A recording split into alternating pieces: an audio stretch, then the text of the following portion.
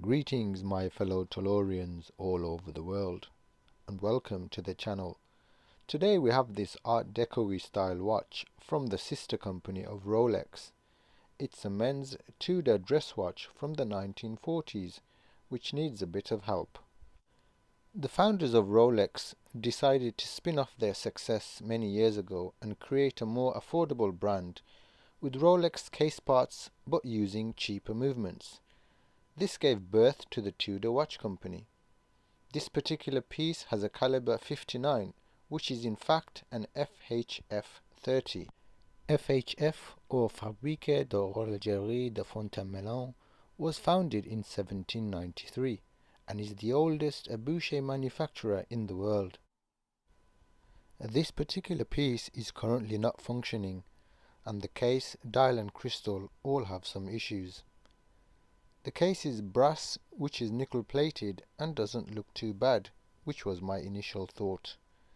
The main focus of the work on this watch was initially supposed to be to service the movement and to try and sort out that poor dial. I did a Rolex restoration video a while back, and a lot of you were curious and wanted to see the dial cleaned up. In my personal opinion, repainting a dial is the last resort. So in this case, we will try and clean it up and see how it looks.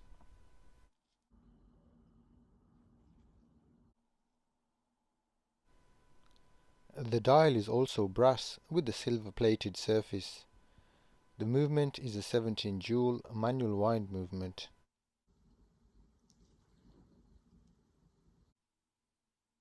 Surprisingly, this crystal is actually glass rather than plastic, which one would expect on a watch from this era. Even the first Rolex Submariners had plexiglass, and they were revolutionary dive watches. The crystal looked fine at first, but on closer inspection we can see that there are some deep scratches. Most people can live with these types of scratches on a vintage watch, but it drives others bananas. So we'll have a go at restoring the crystal as well. It would be rude not to.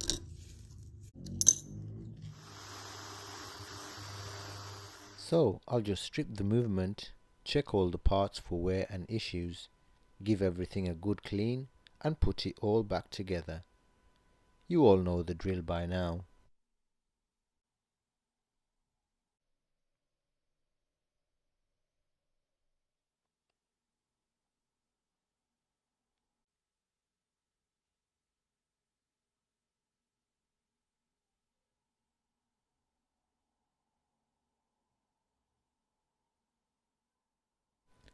For a supposedly cheap, mass-produced movement, even the escape wheel gets its own capstone.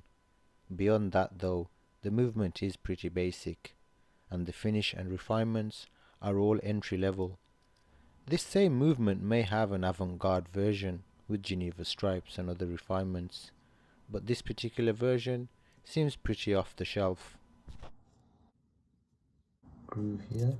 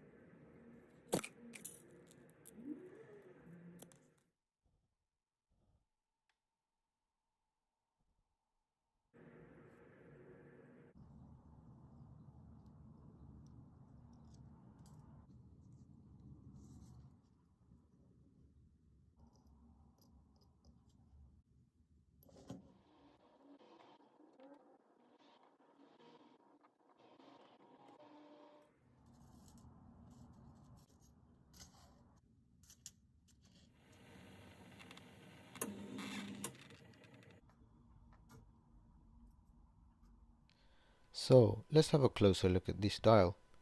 As I mentioned earlier, it is a brass dial with a silver plated finish, and from my own experience, these types of dials are pretty robust when it comes to cleaning compared to, say, a painted dial.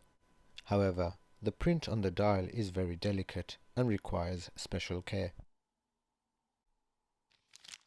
So I'm going to try and attack this dial like an archaeologist. I have some soft rubber, foam and cotton brushes. But the main secret ingredient I'll be using is a highly versatile substance with the chemical makeup of hydrogen and oxygen, also known as H2O.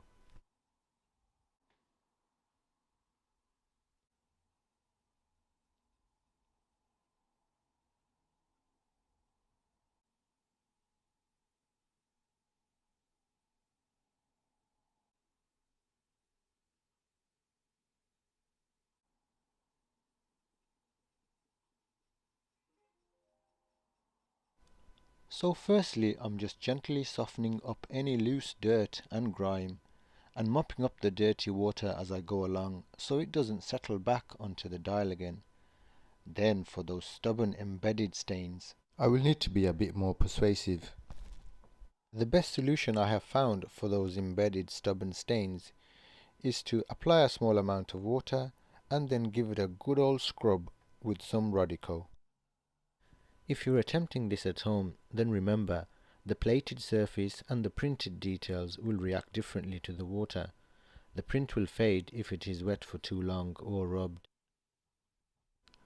I can see the brass coming through just beneath some of the numbers and around the edge of the dial, so I'm going to take it really easy around these areas and not do as much rubbing.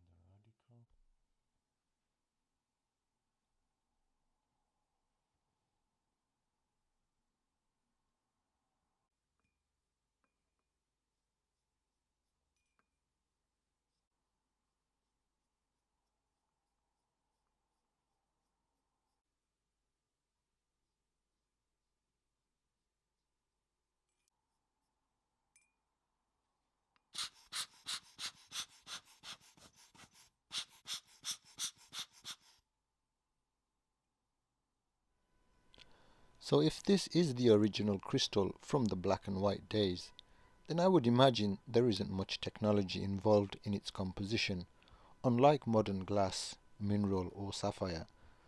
So it could easily crack and I won't be able to find a replacement off the shelf. So I'm going to try and gently do it by hand with the help of my Dremel. I will first remove the deep scratches using some coarse sanding.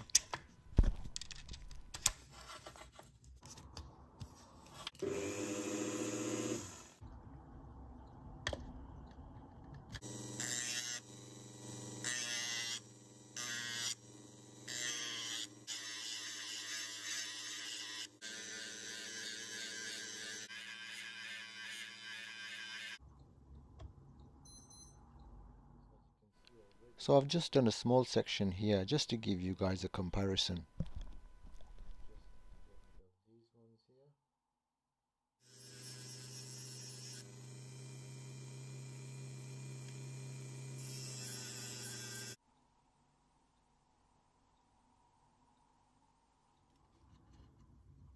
See, we've roughed it up. Most of the main scratches are gone. It's a little bit there, I think, just here.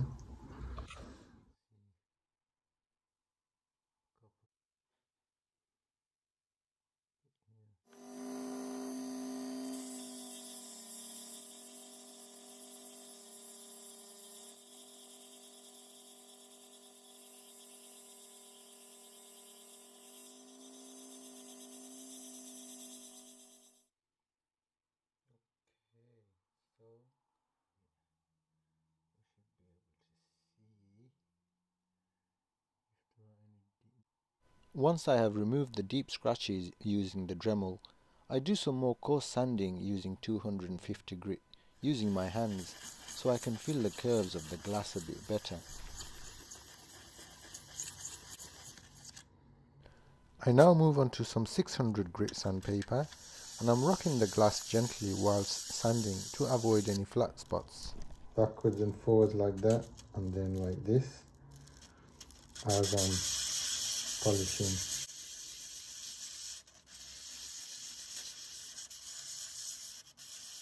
Okay, so I think I'll move on to a finer grit paper now. Move on to the P1000. I have many different grits of sandpaper, so I've used quite a few of the increments. However, you can get away with using 300, 600 and then some 1200 or similar figures closer to these before you move on to the cerium oxide. So we've got our cerium oxide, we've got some water. Make a little paste.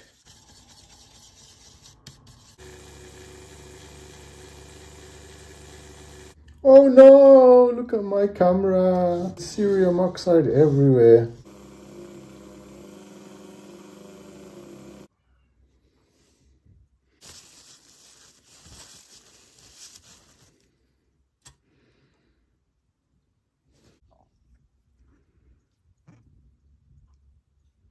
Bidi-ba-ba.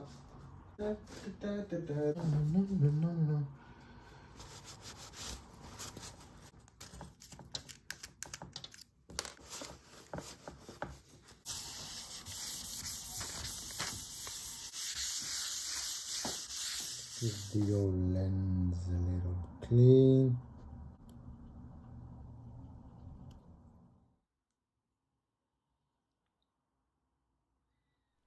The stainless steel case back is pretty straightforward.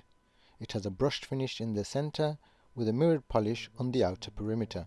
The case didn't look at all bad initially. However, after cleaning it in the ultrasonic, I could see some heavy wear on the lugs. And since I've done electroplating videos for you guys previously, I didn't think it would make an interesting video. But I thought it may be interesting to see if we could just brush plate the lugs after some minor prep work. However, the more I rubbed, the more I itched just to take it all back down to bare brass. And in the end, this cheeky little case somehow managed to convince me into doing the whole thing. And this initial indecision has resulted in me doing a substandard job on this case. And I'm a little annoyed with myself. I should have just put my foot down and committed to a bare bones restoration on this case from the start.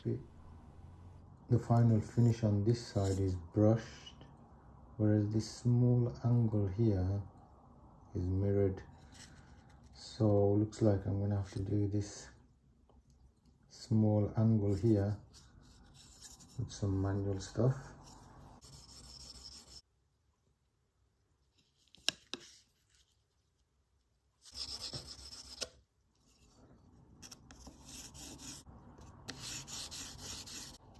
I might just have to go all the way with this because you can see how deep those pits are. Could be a good experiment to see whether this would pen plate.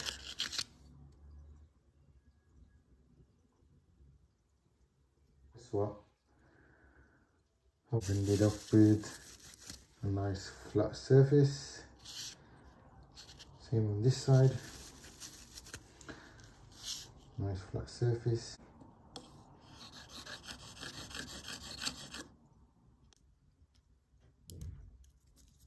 So as you can see, after removing all the old plating, I've reapplied the satin brushed finish and the mirrored finish to the sides before plating.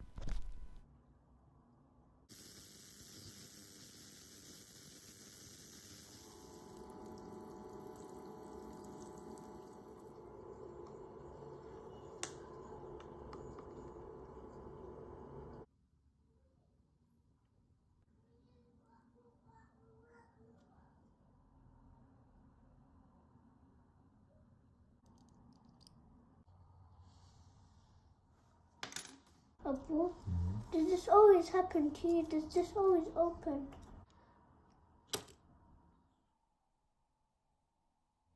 I'm going to do a drone shot here. I haven't got a drone really.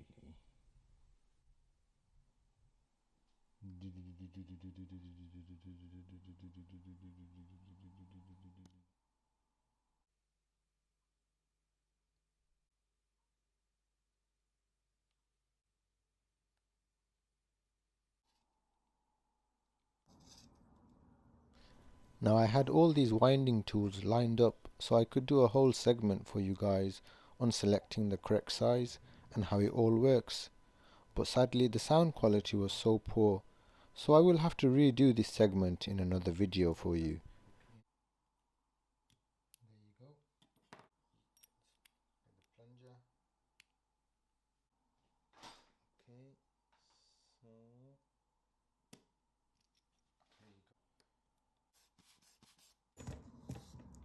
put the lid on.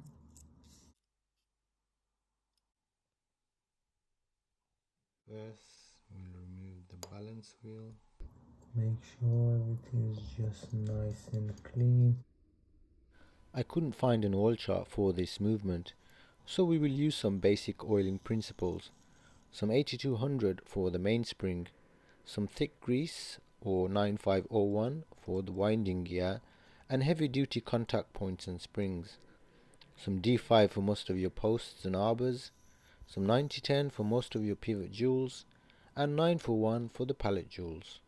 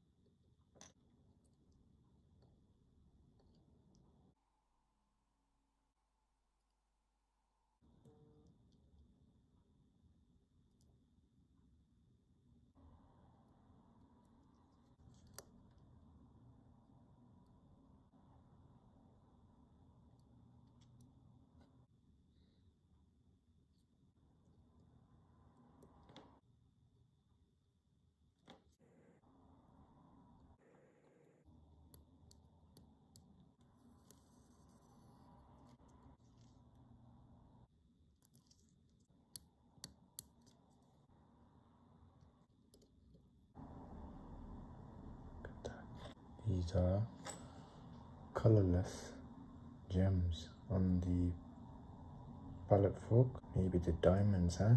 Ooh, diamonds. Okay, let's get them in. Diamond are forever. No, it's not.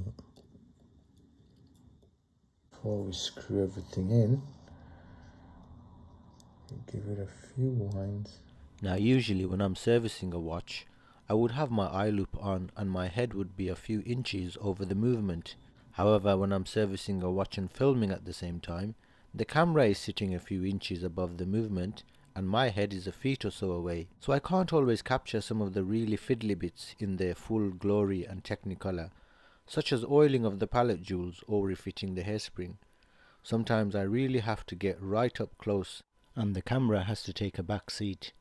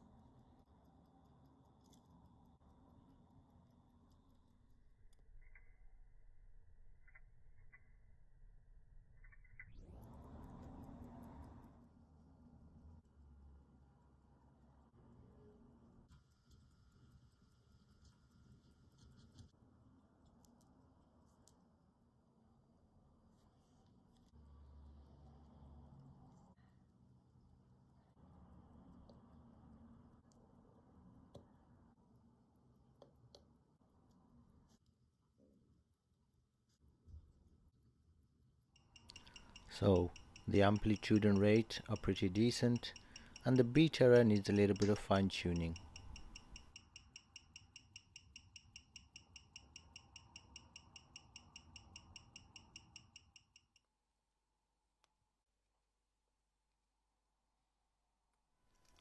So we're nearly done here, friends. I hope I've provided some helpful tips on dial cleaning for those of you who have unloved watches due to their poor dials. The dial sets the tone for the whole watch, and sometimes even after cleaning, that tone may not always be as youthful as a radiant teenager. But I think we've done enough to this dial for someone to love this watch again. What do you guys think? And so there you have it, folks. Maybe not our finest hour by any stretch, but another long stretch this watch will serve for many an hour to come, I hope. She has a lovely looking face and a healthy ticker now, which should stand her in good stead for many years to come. So thank you for coming along on another ride with me. Stay safe, look after yourselves, and look after one another. Peace, love, and blessings to you all. And if the Almighty wills, I'll see you on the next one. Ta-ra!